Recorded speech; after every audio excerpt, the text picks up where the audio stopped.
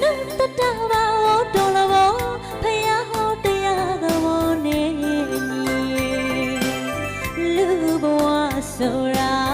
ရဖို့ရမလဲကူပြီး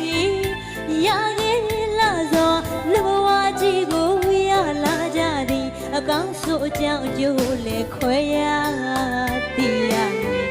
ဓမ္မလူပိတာတွေတန်ဖို့လဲသိဖို့လိုပါသည်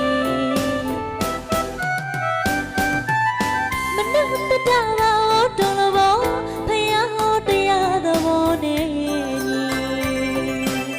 လူဘဝဆိုတာရဖို့ရမလွယ်ကူပြီးရ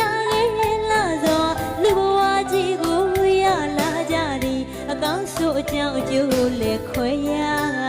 သည်ရဓမ္မလူပိတာတွေတန်ဖို့လဲသိဖို့လိုပါ